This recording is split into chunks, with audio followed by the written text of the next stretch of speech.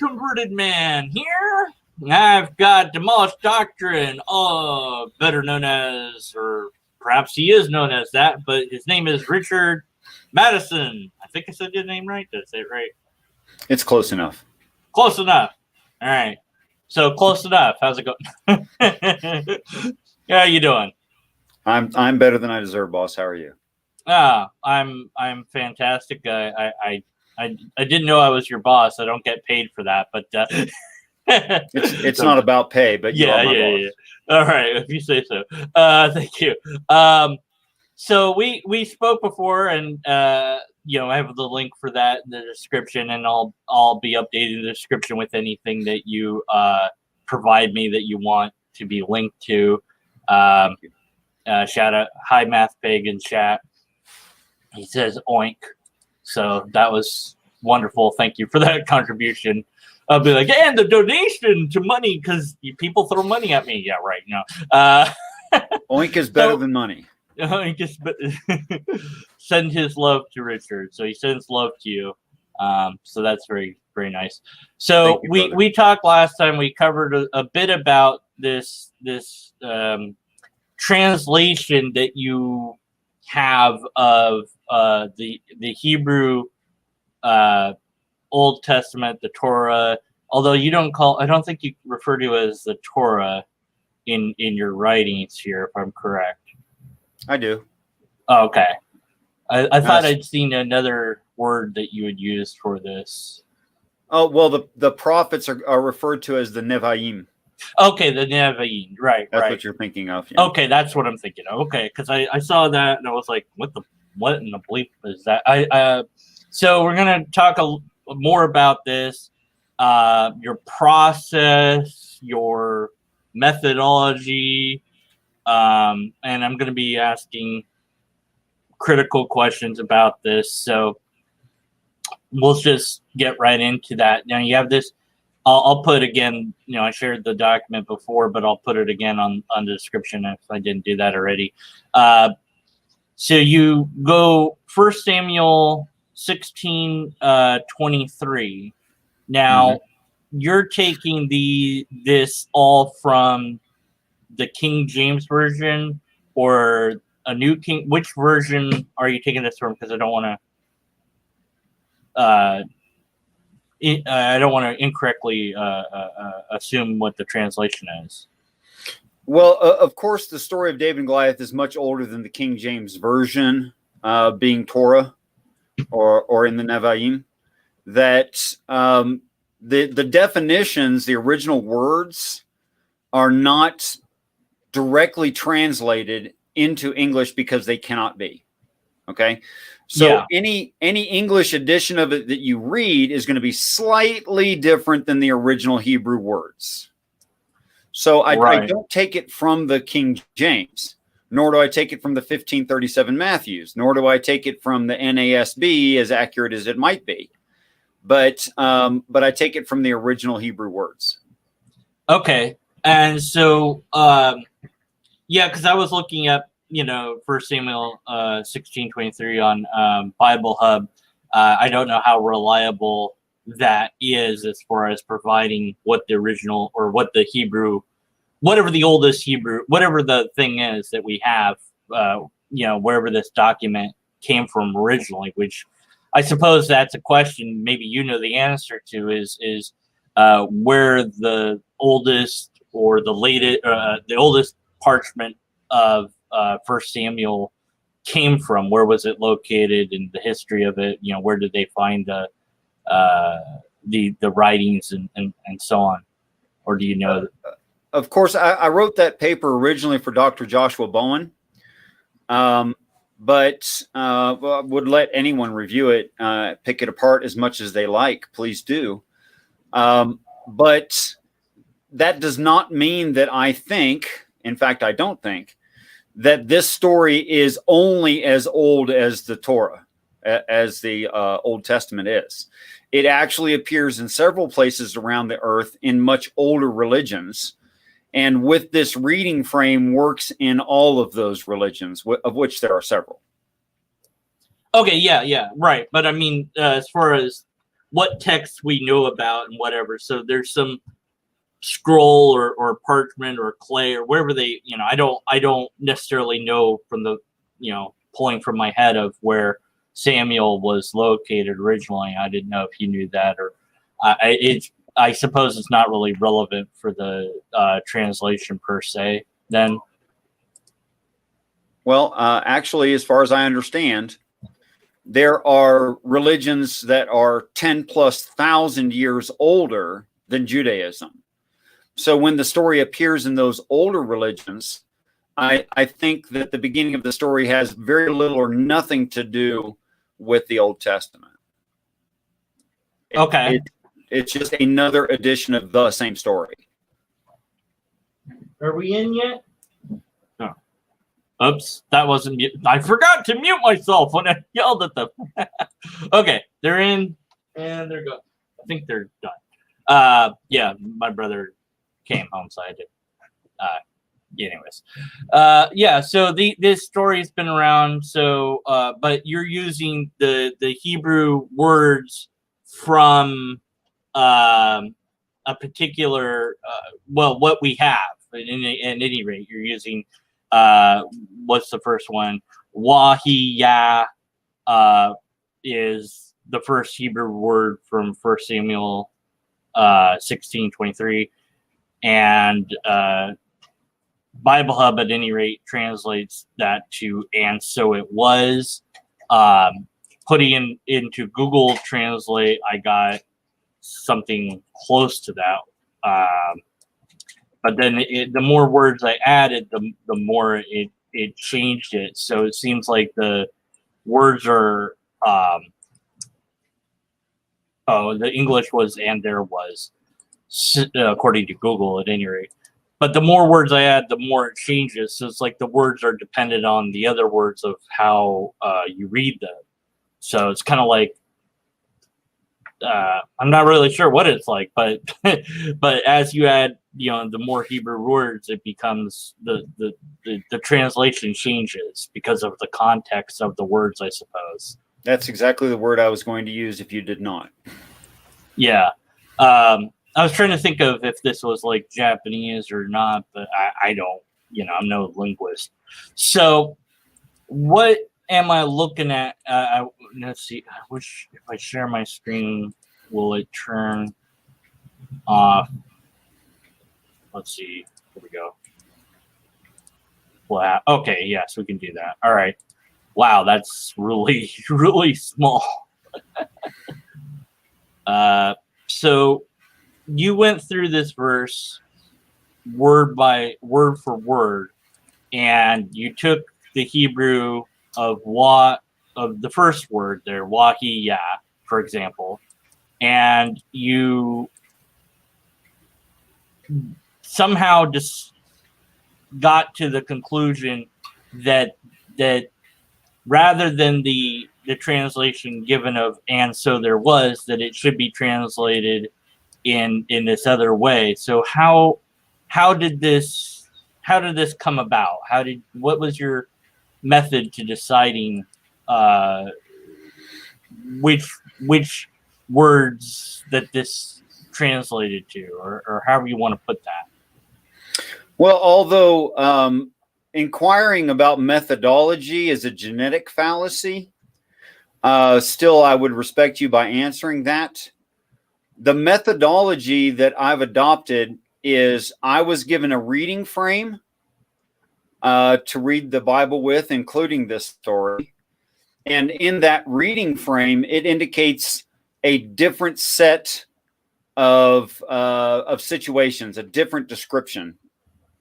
Then I went back and I looked if that description was even possible in the original definitions, and I found that it is. Okay.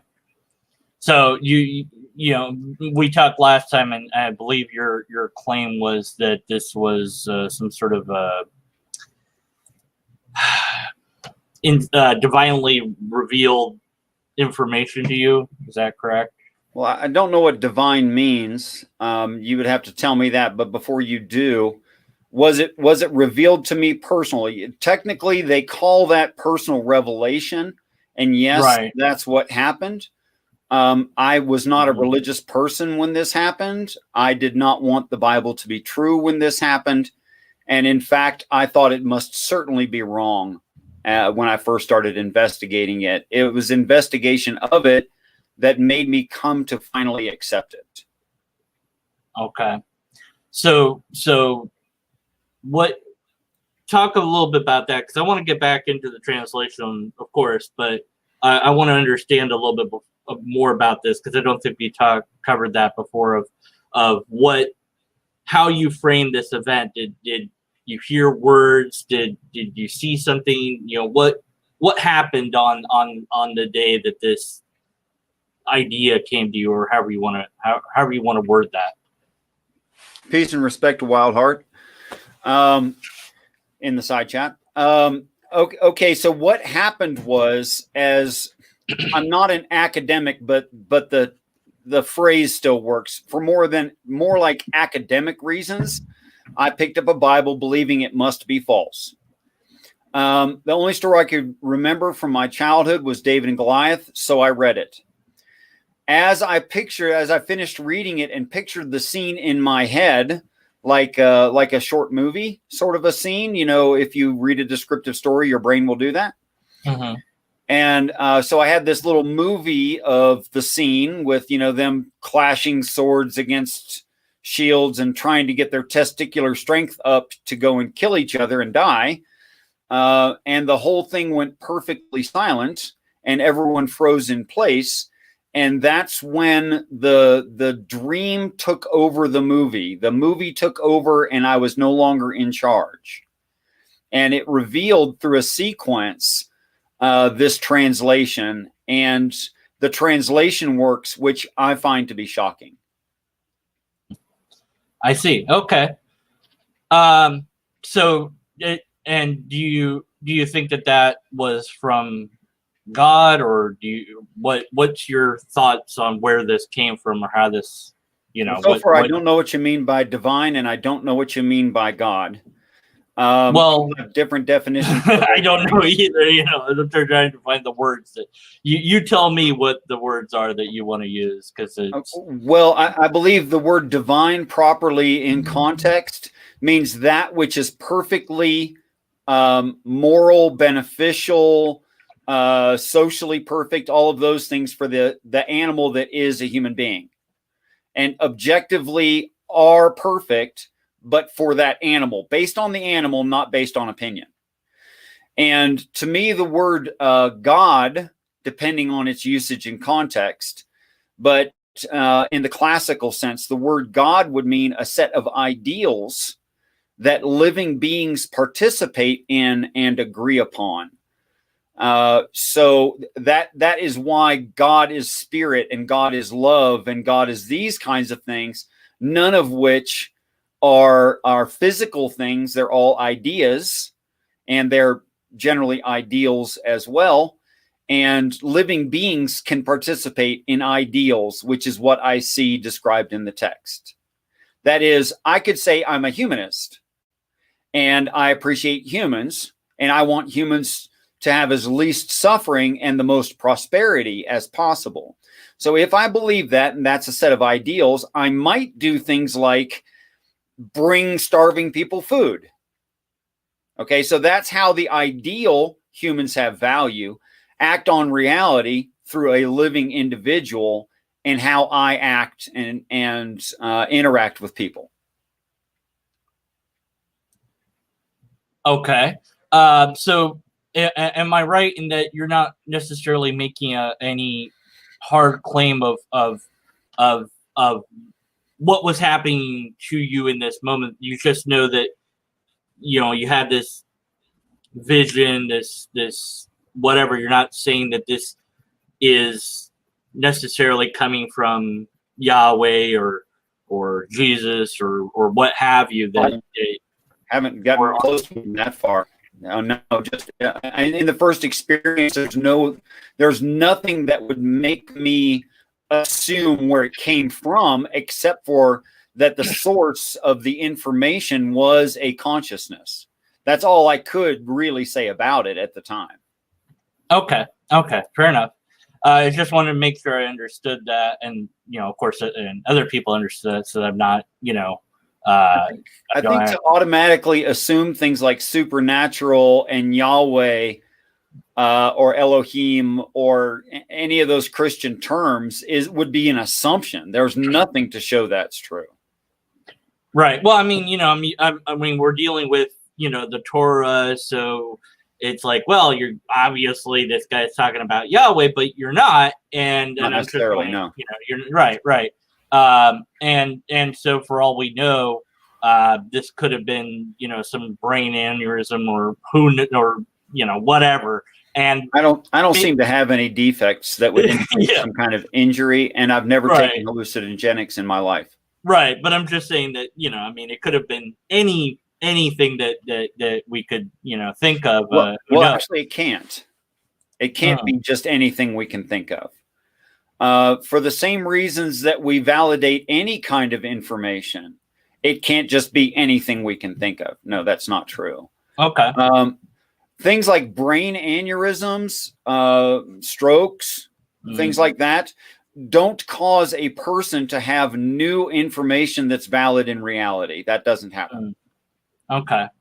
Fair enough. All right. So let's go back to the to the thing here, because I want to. Whoopsie. Well. Okay. So back to the translation here. So, taking this, what do we want to call it? Do we call it vision that you had, or what's the term you want to use here? Vision works okay. Okay. So you took this verse and word by word from the Hebrew translated it to different English words. No, this is an extremely literal translation. That's what you're looking at here. Okay. So what makes this an extreme literal translation from the Hebrew? The first Hebrew word of wahiyai. Let me see if I can put that on the screen. This is very difficult to get all this up. You had it on my view and on the YouTube screen. You had it just fine. Okay, so here's from the Bible Hub, and so the first one, according to this, and maybe this is wrong, So I'm guessing that I have no idea how to pronounce this.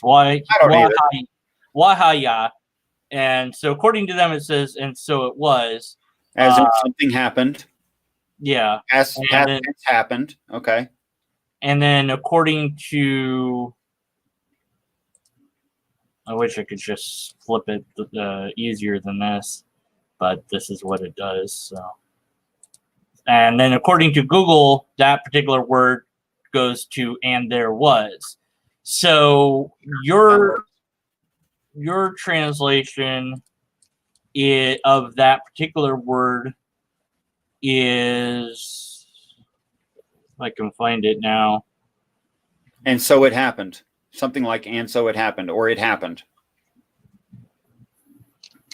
Right. Okay, the verse can be crossed over. Well, you have the whole sentence as crossed over, calamity, etc. No, that's not the same word. Please start at the beginning of the sentence. Let me pull that back up here. You're jumping ahead. Okay. What did I skip over here? Because it's. I don't know where you went there. Sorry. Okay, so here's the criticisms, and so verse number 1, Mercury releases. So 1 Samuel 16:23 came to pass. So keywords from this verse. Yeah. So pass. Okay, so here's the first word, which was the wahiya. Instead of saying you're saying that this equals Crossed over. crossover. That just means something transpired or happened. Why is that more literal than pass? It literally says to cross over at the beginning of the definition from the Hebrew. It literally says to cross over. See, right there it is. Abar, a prime root word meaning to cross over. Okay. But that's, why does it say on the Bible I told Hub? you I went back to, this is the root of the word. Uh-huh. Okay. I mean, failing of Strong's exhaustive concordance appendix only and no association to where it was used, and including 10 different definitions. I'll be selecting definitions that are suitable within the context being presented here when this occurs. Right. So the Bible Hub just has it as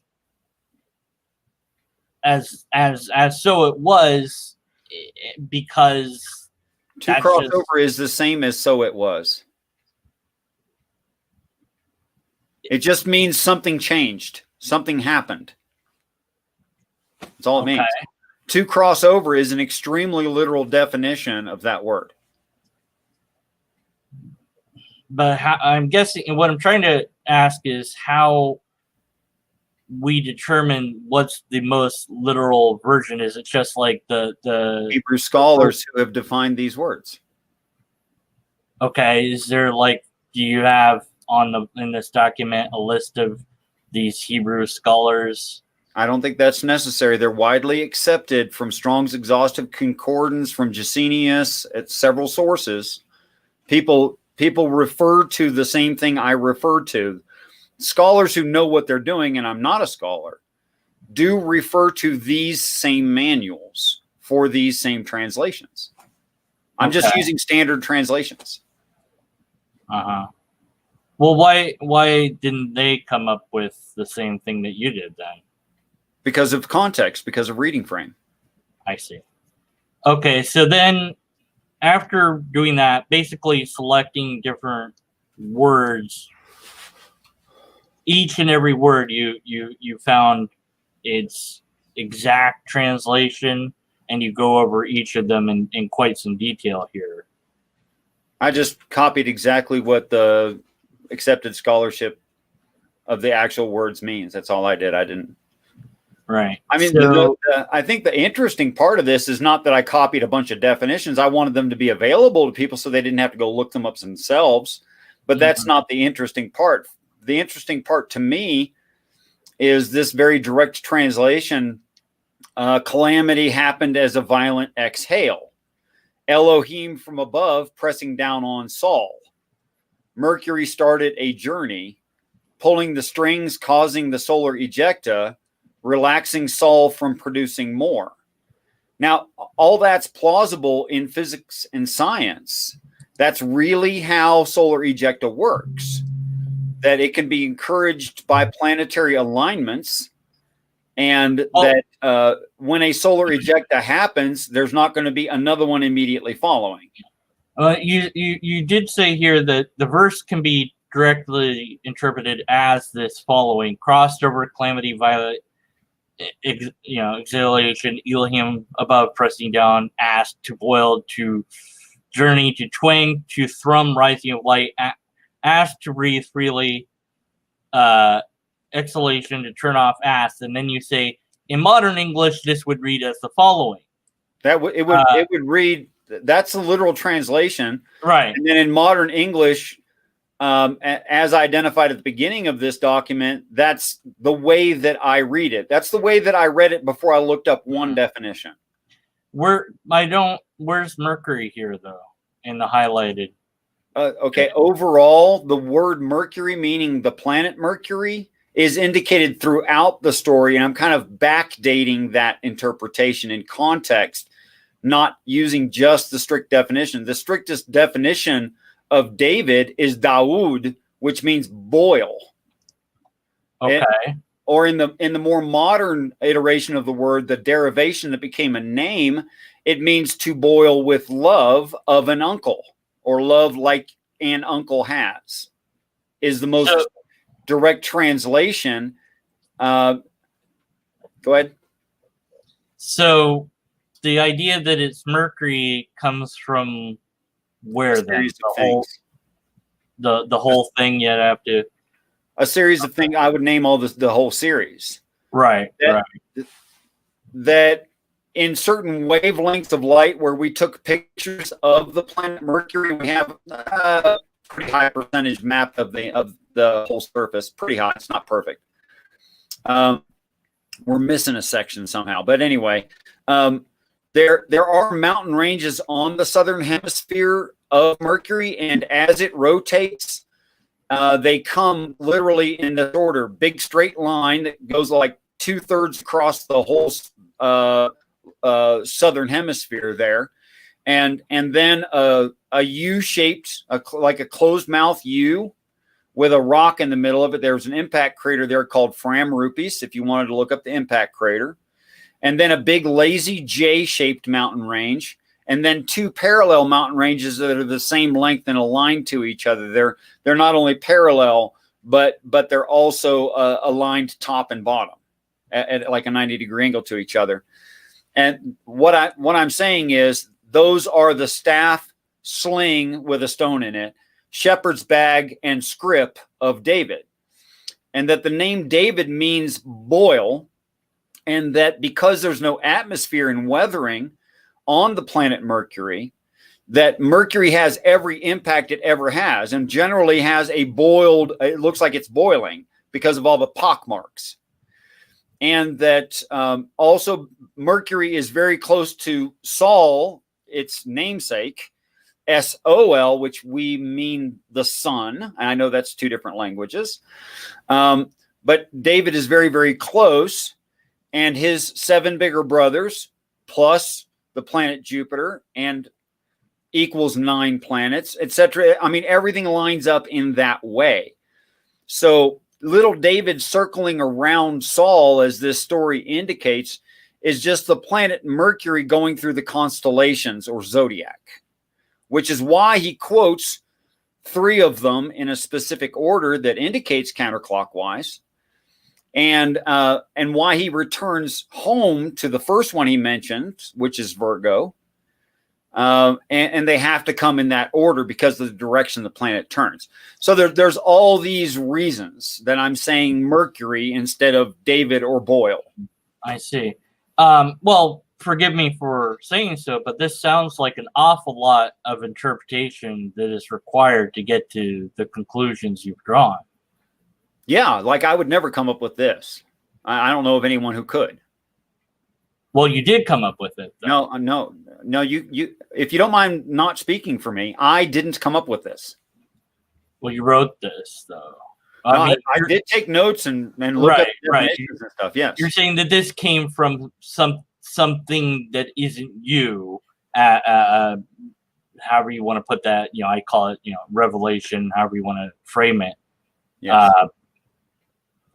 I can't prove that. So the only thing I know for sure is that we have our mind for sure, and you're the one that is presenting this information. So that's what I mean, that this came from. I just want to be clear. I don't think you're trying to strawman me. Right. Okay, so here's Mercury in Hebrew. We had a word. Yeah. So why not just why go to all this trouble? Just say that. Just say Mercury. Why? Very good point. Are you a Christian, or at least a theist believing in Yahweh? No. Okay. How do you have that option? What do you mean? Let's just say, for instance, that God were physically apparent. Mm-hmm. And that heaven were physically apparent, and so were angels. Do you think you would still have the option of saying I'm an atheist or agnostic or whatever? No. Okay. So it would just be a fact and you'd accept the fact. Right. Okay. on top of the problem that we would have in not having free will about it because it was a fact, on top of that problem, it also says within the text, the Bible, several times, that the Bible itself is cryptic in nature, keeping secrets for later. It says that about itself. So it's not guesswork on my part that the Bible is cryptic. It is cryptic. Okay? And it's not guesswork on my part that facts are evident and we have no choice about them. That's also not my opinion. That's just real life. So in order that we have any amount of freedom for the time that man is on the earth, which is the sixth day, then we have to be allowed to not have perfect evidence. We have to be allowed to have opinions. But let's say that, various experts in linguistics, Hebrew, people far smarter than I, were to look at this and say, well, you've convinced us. This is really rock solid. People would still, of course, debate it, but now we have stronger evidence for something. We don't know what, but we have stronger evidence. But we still don't have perfect evidence. So for some reason, the entity, God, whatever you want to call this thing, is hiding from us. Well, divine hiddenness is no secret and greatly debated in and of itself. Right. I think that this is when it comes to the apologetics and whatnot, that the arguments I've heard defending hiddenness are really insane. Some of them are really insane. I agree. But most apologetic is poor, in my opinion, and logically fallacious. Right. It's like, well, maybe God doesn't reveal itself because if it did, you wouldn't want a relationship with it. It's like, well, I don't know that I want a relationship or not because I don't even know it's there. I can't make a decision when I don't know that the thing is a thing. Right. That's true. So vibes of, say, Da Vinci Code, that there's hidden messages in the Bible and people have done this with. I'm sorry, I'm going to call that a straw man. I don't compare this to Da Vinci Code, etc. at all. Those things take a lot of mental gymnastics and manipulation, and I don't think this is like strict definitional stuff. It's not mental gymnastics. In fact, I think it's harder to derive Judaism and Christianity from the Bible than it is what I'm talking. In fact, much harder. It wouldn't make sense at all to call a human being who didn't have a wheel a rolling migratory. Human beings don't roll as they move forward. Okay. And certainly the Philistines, although they were migratory people, didn't roll to migrate. In fact, they used pack animals. Okay. Pack animals also don't roll. And carts are too slow. They didn't use carts very much. Okay. I want to ask if we were to do the same thing with the rest of this verse, and why stop there? Just do it with the whole thing, the whole Old Testament, New Testament. Of course, with New Testament, we'd have to use not whatever the bleep it's written in. Greek. I want to say Greek, but that's not Koine Greek. Yeah. At any rate, would there be what else would we find if we did that? Things that make sense. In fact, all of it would make sense. I mean, all of it would make sense in reality. For instance, I can back up the following statements. Heaven is a class 4 Kardashev civilization. That's what's being described. No magic, no invisibility, no other planes of existence. Just an intelligent group that are sufficiently advanced to even create a solar system from scratch. That's what's being described. But no magic, just great science. Or I could say something to the effect of the flood of Noah's flood is a provable fact. today, but not in the past, and concerning no water, concerning people. And I could show you that very, very easily. In fact, since you're moving your eyes about so much, I would go ahead and show you that the flood is a fact that you have to agree with, and I'll show you how. Yeah. I mean, yeah, I'm just like trying to process everything you're saying, and it's just like, okay, so if something is inconsistent within itself, then it's probably not what it claims to be, or I have a poor reading frame. Mm-hmm. I mean, Stephen King has kept track of series of books that in total outward count for count the Bible easily. Mm-hmm. And he's just a person, and he can keep track. He's not even a God. Right. So if the Bible isn't consistent within itself, I think it should be thrown away, which is some of the reason that people have thrown it away. And I agree with them. Okay. Yeah. If it's inconsistent. Right. Well, but if you don't mind, I haven't made my point. Sorry. But Jesus says in the book of Revelation, speaking to John the Divine, that the whore, meaning the planet, which sitteth on many waters, him being the one who speaks with the voice of many waters, he says those waters are peoples and multitudes and nations and tongues. That's what the word waters in that context means. It does not mean H2O at all. Now let's go back to the flood, carrying that same context back, and we should, or it's not consistent. So the word waters means great groups of people. Would you say that Christians are at least a pretty good-sized group of people? Yes. Okay. Do Christians elevate the idea of Noah's Ark and the flood, or do they not? I would say most do, yes.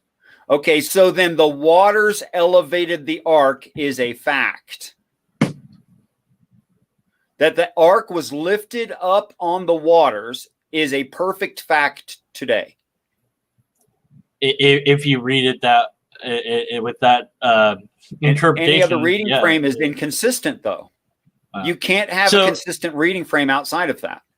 So the reason I asked if we continued with the methodology of taking the whole Bible and going, okay, well, here's the exact translation of X, Y, and Z, and we would have this description of reality. Although it seems that we would need quite a bit more than just that, because even looking at your first thing of the literal translation according here, that we need to then have the rest of it, because you like you said, you put Mercury after you finished translating it, or after you finish translating it all into no, as I said, I understood the translation before I looked up a singular word. That is, it exactly didn't happen as you just said. Okay. Yeah. So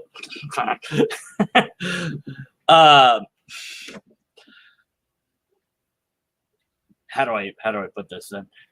Okay, so in any case, if I was to attempt to do this, because I have not been given any sort of idea like you did, like you got, I would just and I went verse by verse and said, okay, here's the most direct translation of this, and then say, okay, well, I'd have to have the things that came after, because this particular verse by itself doesn't tell me about Mercury. I have to read further to understand that it's talking about Mercury for me. Well, how long has this document been in your possession approximately? Have no idea. More than a week. Yeah. More than 2. Mm-hmm. More than a month. Right. Okay. Have you gone through and read all the extremely literal translations and tried to come up with a story that's true in reality? Have you tried that? Because you just suggested you could. I'd like to see you do that. What do you mean? You said that I came up with something that makes sense in reality and is plausible physically from this. And you were suggesting I could come up with anything. I recommend you do that. Go ahead. Well, I'm just trying to understand, again, the methodology, that if I wanted to, or somebody else wanted... The methodology is I had a translation. I had no previous knowledge of, no real serious knowledge of astronomy, the mountain ranges over Mercury, the moons over Jupiter, the chemistry of the moons over Jupiter, the chemistry of Jupiter itself, coronal mass ejections, never heard of that as far as I know, and several other things that are in the story. Nor was I a Hebrew scholar, nor was I a biblical scholar, nor did I care. Right. Okay.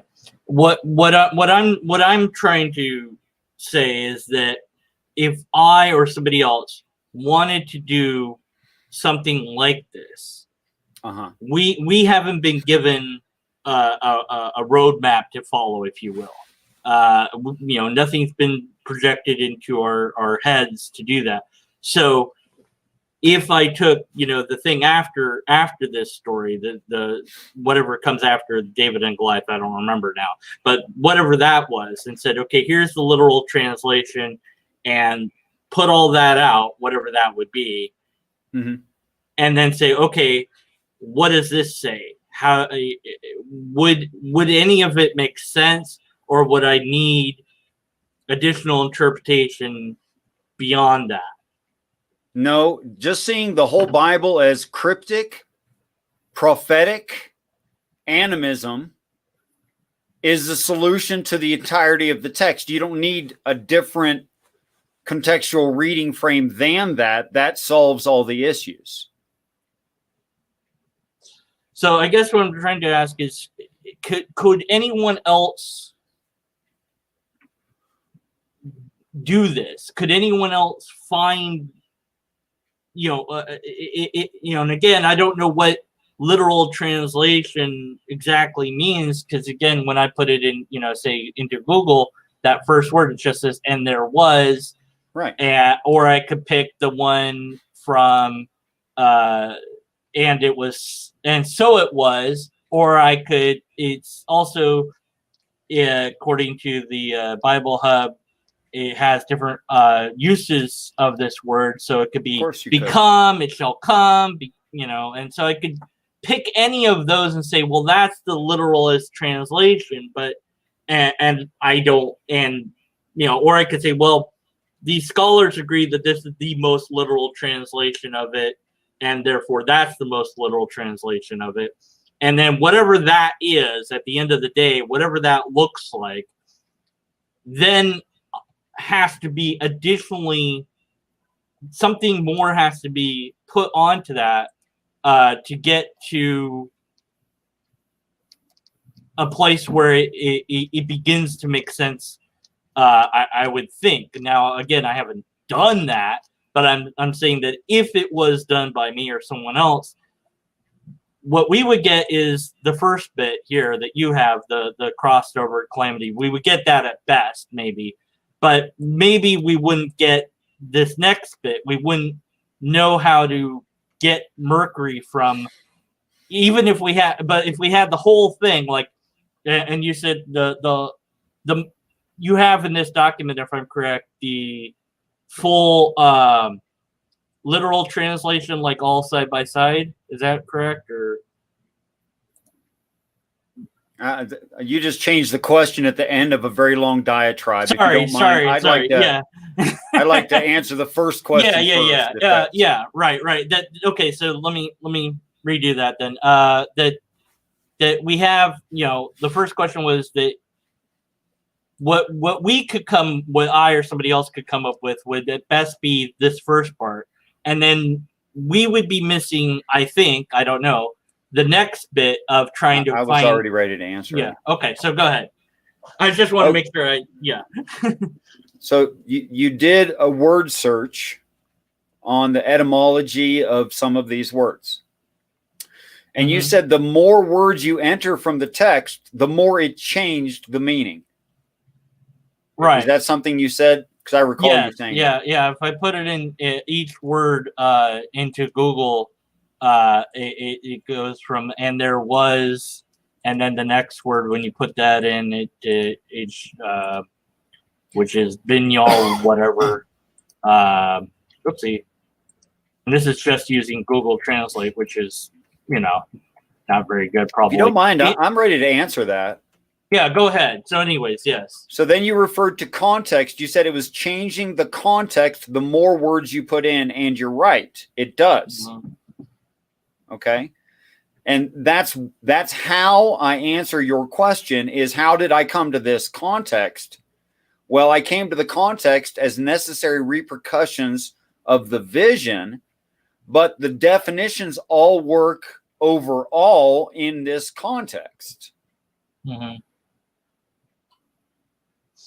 Well, since the rest of us lack this vision, the best that I could do if I did the same thing, it seems, would be the first bit, the crossed over. I wouldn't be able to come up with Mercury, perhaps. I don't know. Perhaps you wouldn't. Yeah, so I would just be like, well, okay, I did this really hard, work of translating, and here's one thing that it could mean, and it could mean this or whatever. And it's like, well, all right, or it could mean what we have it in English saying. That's also obviously one interpretation, because otherwise it wouldn't be there, right? So which one's right? I guess they're all right, or are only some of them right, or how do we? Again, I'm going to answer that with a singular word: context. Okay. If a book does not have a continuous context, and it should, and it claims to, then either A, it's full of crap about itself, throw it away, or B, you're reading it wrong. Okay. So one of those two, there is no third option I'm aware of. Right. Now, so the reason we don't have, you haven't done other things from the Bible is you haven't. That is not true. Or have you? Okay. I don't know. Okay. Sorry. I'm assuming this is the only one you. My bad. So have you're welcome to assume it. It's just not accurate. I'm sorry. So have you done other things from the Bible besides the David and Goliath thing in this? What topic did you want to talk about? Just name something. Well, I mean, have you done this same sort of translation with other things, or received visions about other bits of the Bible? I received an understanding of context reading frame. Okay, that works throughout the text, which is a solution to all the apparent problems that people justly profess, that is proclaimed and espoused by Christian doctrine, which is why I call my channel Demolish Doctrine, because I believe the doctrinal views are objectively wrong. They must be. So could you produce a new Bible, if you will? Well, I'm afraid that if I did that, it would probably be a life's work. And I don't believe I have that kind of time. I don't have the inclination either. Although I see justified ways to understand all of the texts that are true in reality and coherent and consistent within itself. I would give another example. Aside from the flood not being water, but being large amounts of people, I would, let's see, what's good? Slave laws. Slave laws are real good, right? People hate those. The word father within the text, there's a hard, fast rule: call none the father but God. And you look up the word father in the slave laws, and it literally means father or chief, okay? Or chief person specifically. Now, the variation of Aub into Abba means the chief father or God. Now, the word master in the slave laws means literally sovereign. But the Bible claims there's only one father and only one sovereign. those would be God and Christ. Now, if the Bible is consistent, what's being discussed there is whether or not the Bible saved the person, as in Old Testament, or Christ saved the person is the discussion, and has nothing to do with enslavement of humans, which is why there's really weird things in the slave laws. Like, if you don't like your master in the year of Jubilee, you can just leave and you can return to your father. You can decide that the Old Testament saved you and Christ didn't. Now, that makes sense in reality. That's a real decision that would have to be made by a believer. Or that a slave can be a permanent inheritance. I'm sorry, human beings in this state are not permanent. We die of old age. The only way you could be a permanent inheritance to your children, and by the way, people's average lifespan is about the same. They wouldn't live through several generations. That would not happen. Is if the person lived forever. That is, they were ascended and perfected in heaven. Then they could be a permanent inheritance, and rightfully should be, if that person saved them. Okay. I don't have anything to add. I don't think I have any well, questions. just critique it. Just critique it in logic. I'm not asking you to believe it's true. Would it make sense if it says the Father means God and the sovereign means Christ, and it always says that the terms sovereign and Father must mean Christ and God? Would you agree with that?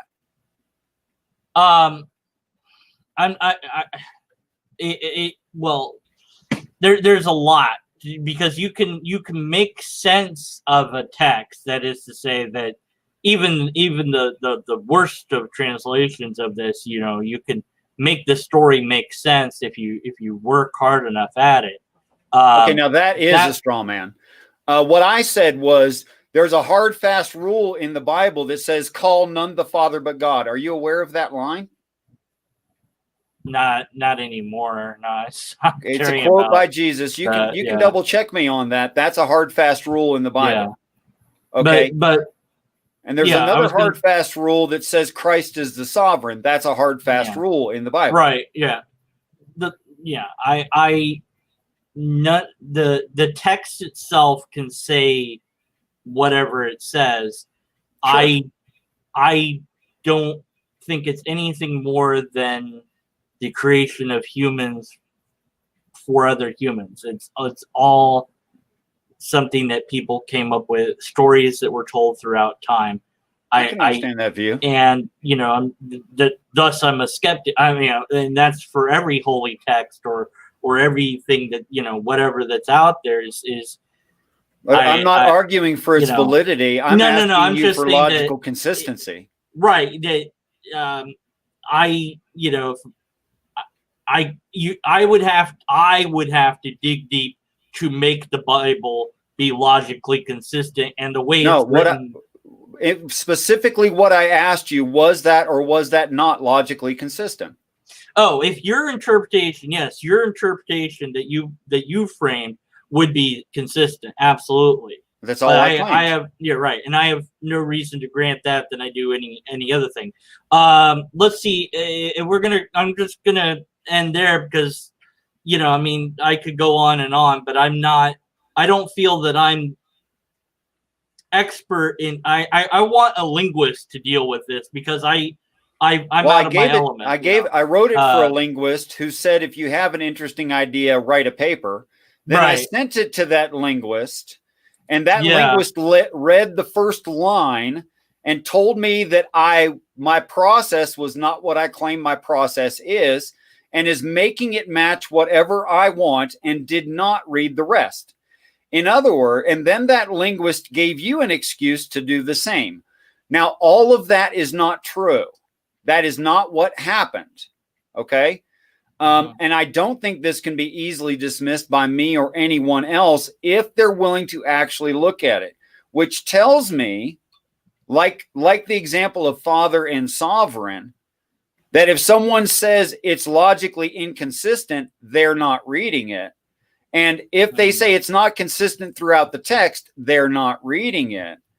And if the eventuality is it's also consistent with reality, that is correspondence theory of truth. Okay.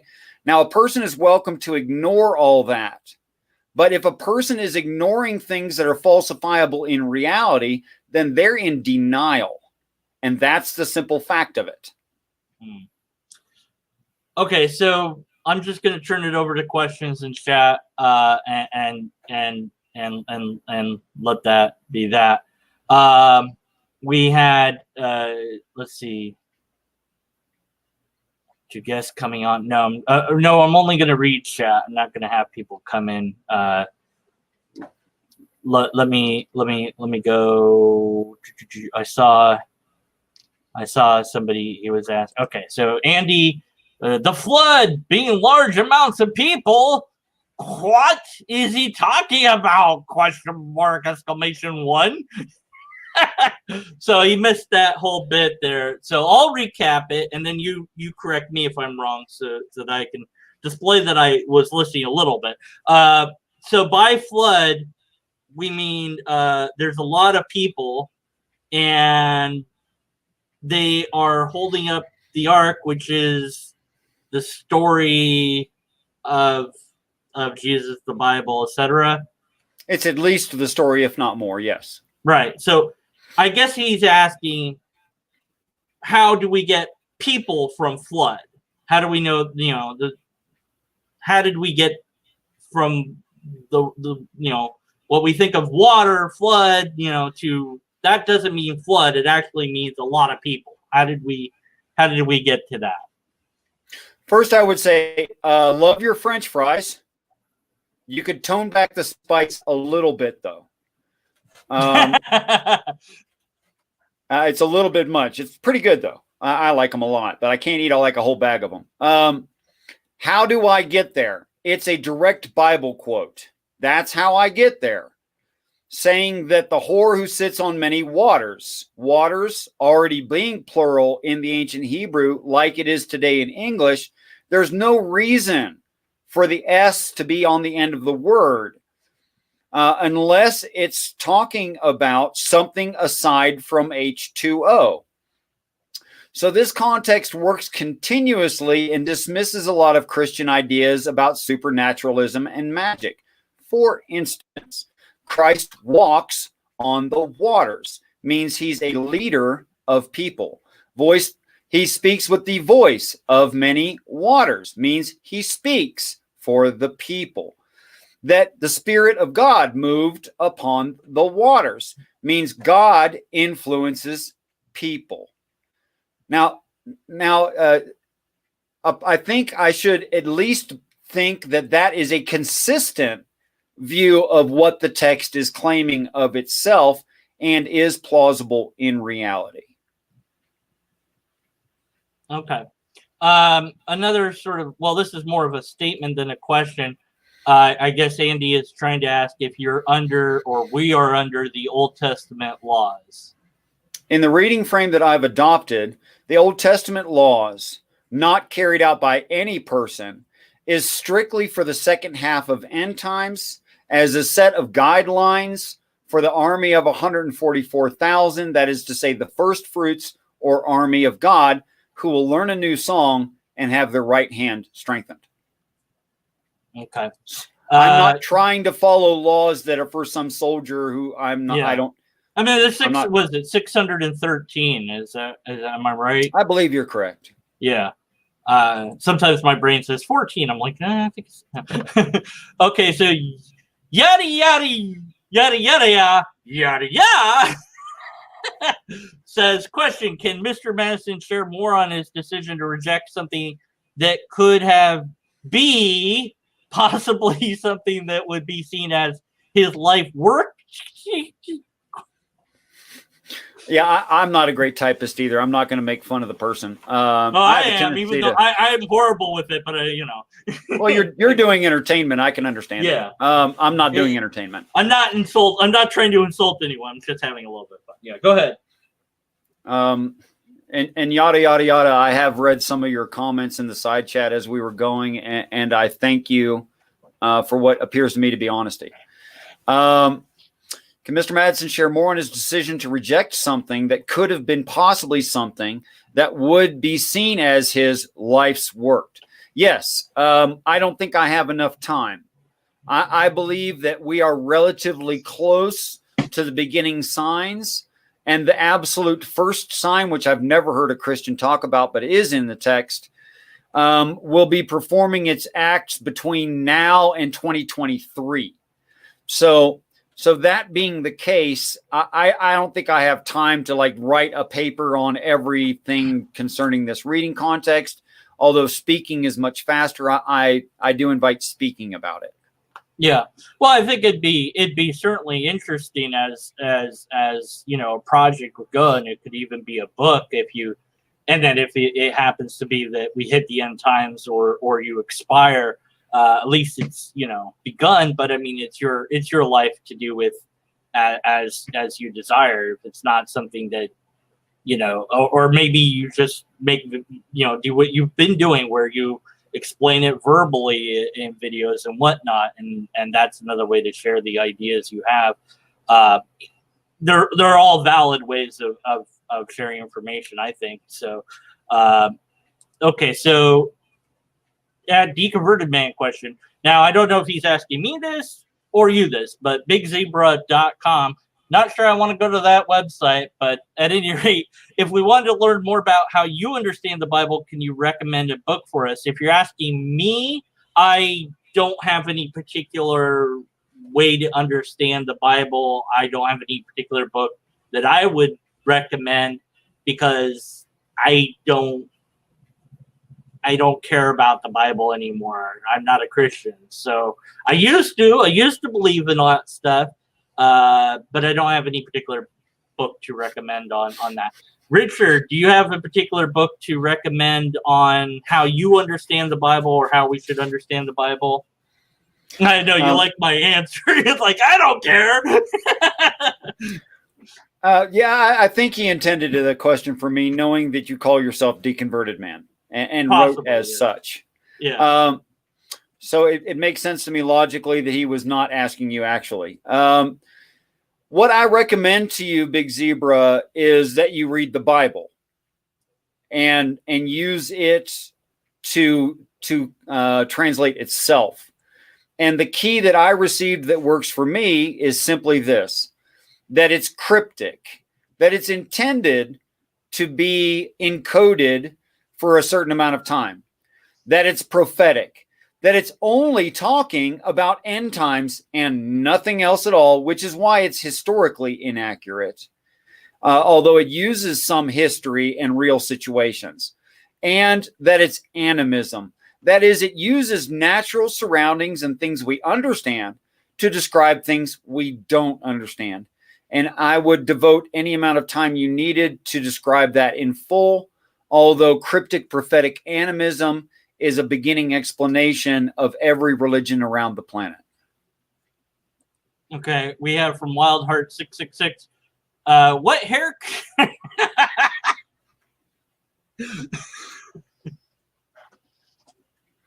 I'll go ahead and answer to that. Wildheart, we've had a jovial relationship for more than a year now, but I use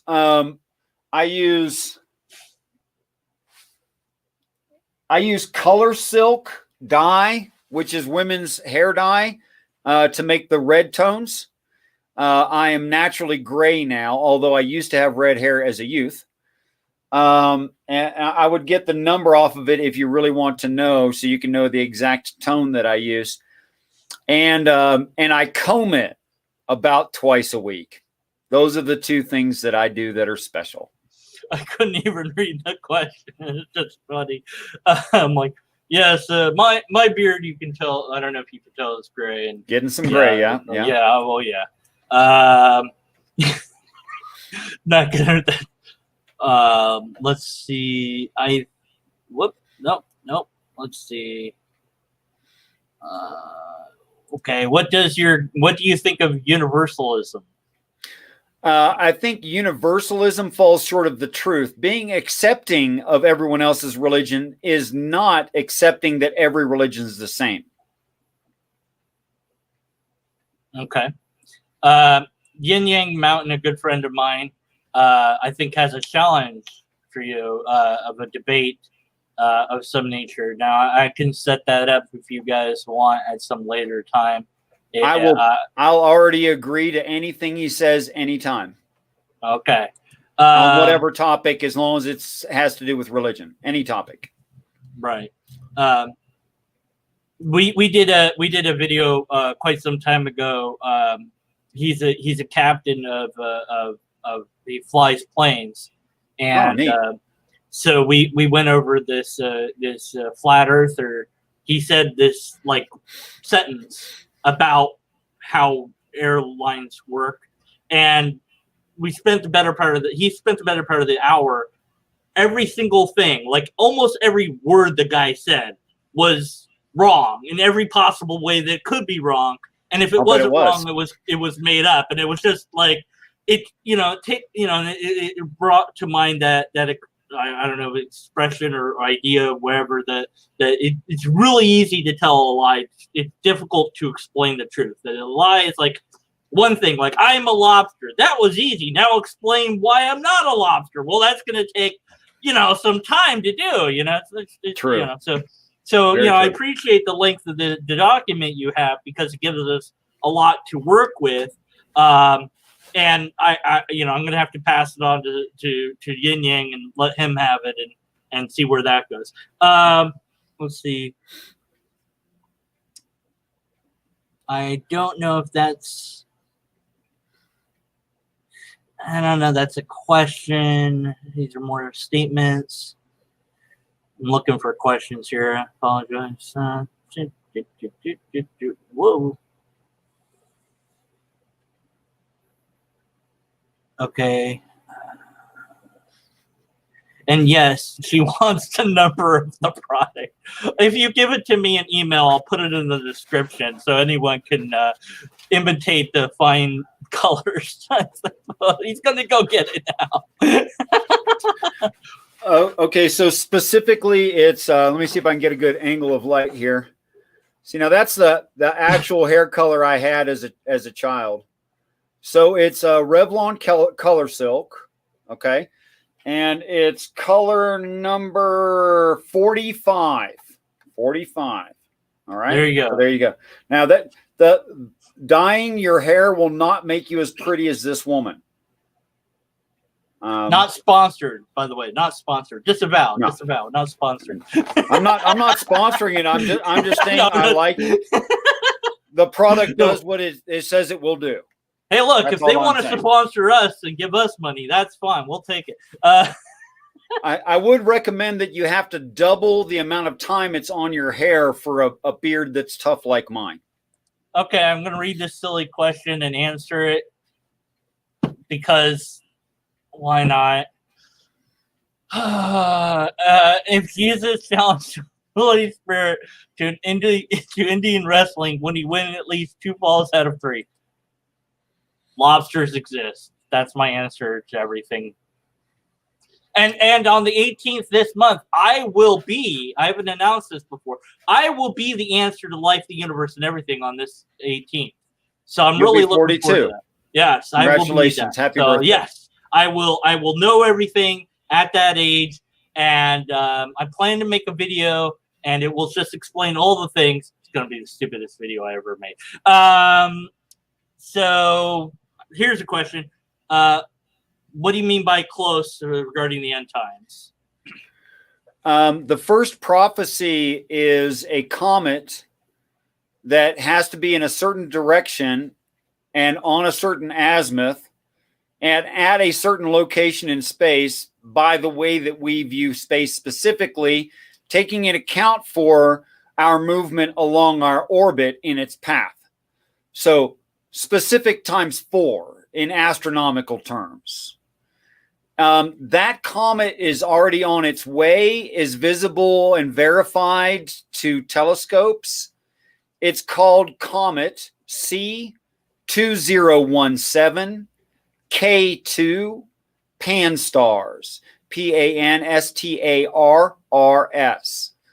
Now, C2017 K2 pan-stars will be coming from almost directly north. They have three-dimensional models, so you can look at this.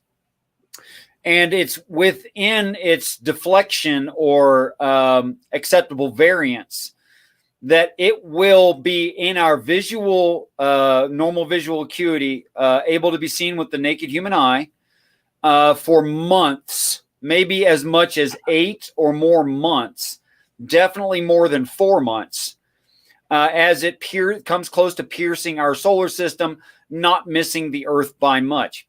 It's a record breaker in that it has a larger coma or tail than any in the history of any comet that we have ever seen. And right now, though it's further away than Jupiter and coming straight toward us, so it has a spherical looking tail to us because it's coming almost directly at the sun. Its coma across is about a little bit bigger than Jupiter in appearance, though it's further away. Wow.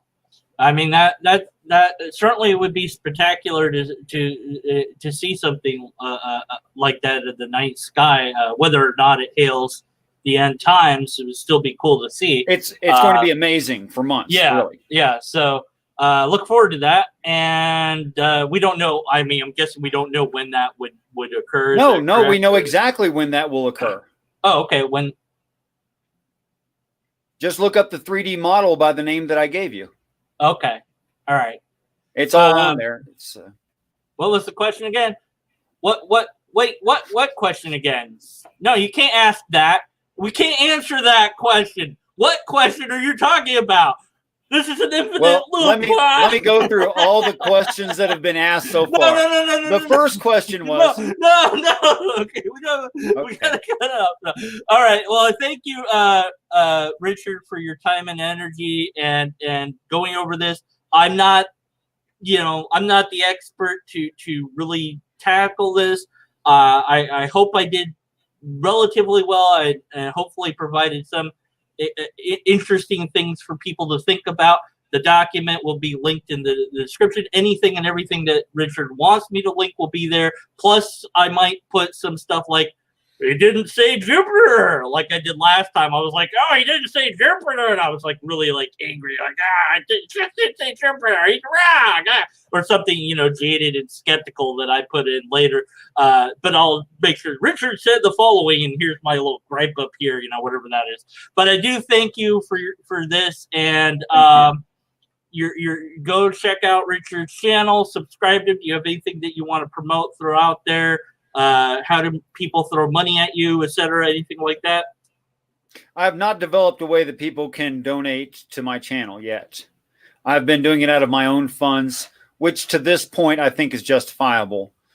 If enough people were interested in that sort of thing, I would create something at their request. No one has requested any such thing, so I haven't created it. As to me and what I'm trying to say about these things, I think that a view of a work should be consistent throughout the work, and if it's not a work of fiction, should also be consistent with reality. I've adopted something that does those things of the ancient spiritual texts, including the Bible, but not exclusive to the Bible. And because those things comport with reality is why I've accepted they were true. Not because I'm a biased person who wants to believe in fairy tales. I'm not a biased person I want to dismiss fairy tales. In fact, that is what I'm trying to do. Okay, well, thank you again, Richard. Thanks to everybody that was in chat. If after this is done in an actual video on YouTube, I'm going to say the thing that you're all going to ignore, which is to post a comment on the video itself, because your chat doesn't matter to YouTube. It matters to me, but YouTube doesn't care. And if you put like, hi, I was here, like, or whatever, it doesn't have to be anything. You can say, blah, blah, blah, it doesn't matter. Just put words and it will help me. Maybe I'm losing subs. I don't know what's going on. I need your help. Do it. But none of you will do it. It doesn't matter. Okay, I'm done. Anyway. All right. Thanks for watching. And may logic and Rita, I can't even words anymore. Here's an octopus. I got nothing else. May logic and read it. I can't say it. May logic and reason influence your life, or something like that. Yeah, that's it. There you go. Good. I'm done. Lobsters exist. Thank you.